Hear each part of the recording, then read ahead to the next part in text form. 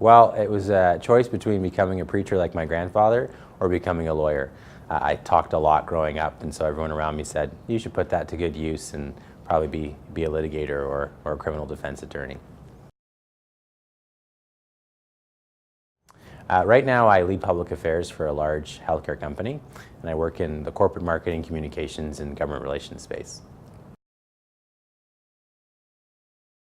It was the summer before actually trying to leave Western to go to law school. I was doing an internship or working on public policy issues, and I thought to myself, I like this and I want to see it through, the project that I was working on at the time. I ended up deciding to defer law school admission and do some more work. I thought I'd do it for 12 months. Needless to say, law school was deferred a few more times and I never went, and I'm very happy with my choice. Growing up, my family was always very cognizant of change and of society and how the public sphere influences what we think of ourselves. When I was working at Western after graduation, I was working on policy issues. And really quickly I realized that what I thought was an interest in applying the law was actually an interest in shaping it, and actually an interest in dialogues around public policy and what that means and how that impacts people's lives and the way that they exercise their rights. And so through great mentorship, through strong educational experience at Western in political science and MIT, I was able to say, I want to work in this space, and turns out that I was okay at it. When I made the decision not to go to law school, I had to be really honest about the voice that was inside of me, and I had to know that if I had gone to law school, I likely wouldn't have been happy. And if I wasn't happy, I likely wouldn't have been successful. And that was the conversation that I had with my parents. It wasn't about, and my siblings for that matter, it wasn't about, I don't want to be a lawyer. It was about, I need to do something that I'm going to be happy doing so that I can be successful, not just in law school and as an articling student and as an associate, but for the rest of my career. And I knew that even if I had aced law school, even if I had been a top-notch associate, I never really wanted to be a partner at a major law firm. I never really wanted to have my own law practice. So going to law school and investing that much in myself in that aspiration wasn't going to pay the return for me in my future.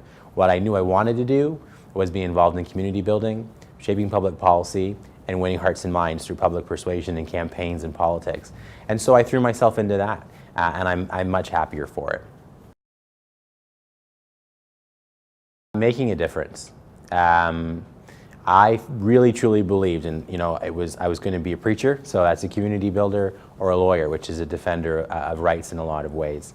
I wanted to be involved in making a difference. I grew up in an environment where race was an issue, identity is an issue, and I wanted to be a part of that conversation. So when I owned who I was and I was happy with who I was, I wanted to be a part of building institutions that helped others do that. And so I did. I worked in higher education policy, human rights issues, LGBT issues, race issues, and then those fun files that helped build community turned into a career in healthcare. So two ways. Academically, I was studying political science in MIT at Western, and I took an interest in some policy changes that were happening that I was reading about in the newspaper. And one day in class, I raised the issue as a discussion with Marty Westmacott, who was a professor at Western. And he actually suggested to me that I had a lot of great ideas and I should probably try to articulate those ideas. Well, that turned into a work placement in the president's office with Marty England, who was a director at Western on public policy and institutional planning. And it snowballed from there. I learned a lot from Marty. He's gone on to the next life, and I learned a lot from him, and his mentorship was really important, and that turned into student advocacy roles and other things in graduate school, and the next thing I knew I was leading public policy teams in a variety of different areas. I think while I was at Western, I had the benefit of working in the president's office on issues of importance to the university.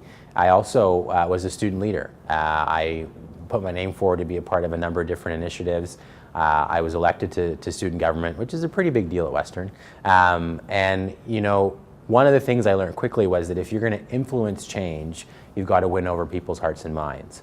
And so both as a student employee or at Western, I had to learn about how do you engage faculty on issues of importance? How do you engage the City of London on issues of importance? How do you engage students on issues that may not be aligned with the institutional's priorities? Then I became a student leader and I was on the other side of the table. I had a whole set of issues that were important to us as students that I had to get the university to pay attention to. I had to get the City of London to pay attention to.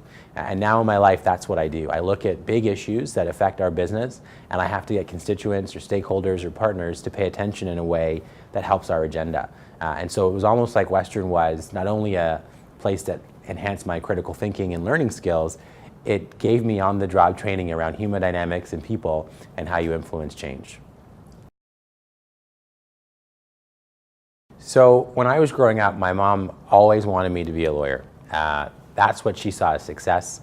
She came from the Caribbean. Lawyers were important people, and she encouraged me to do that. When I made the decision not to go to law school, she was a little upset. I think she still probably has the acceptance letter under her pillow. But after she got over that, she supported me. And she said, David, I don't really understand what you do. I don't really understand why you want to do it, but I think you made the right decision because you're happy. And that, as a student, as a young person, that affirmation from someone you look up to and someone that you know has given a lot to get you where you are is probably the most important thing that you can get. I would encourage every young student at Western who's thinking about their next step to listen to what's inside their heart. When you can get up every morning and go to work because you love what you do, then the small problems that you encounter during the day are, you can overcome them. When you're getting up every day and thinking, I really don't want to be doing this, or I'm really not that good at this, it's really tough to keep going. Life's going to throw you curveballs. Sickness happens, unemployment happens, going back to school happens, and you need that thing inside of you that says, I'm doing this because I love it, I care about it, and it's going to make me happy in the end of the day. And sometimes you lose sight of that when you're an undergraduate. You're caught up in marks and LSATs and MCATs and elemental Ps, and you have to be caught up in you. What's going to make you successful and how are you going to be happy going forward?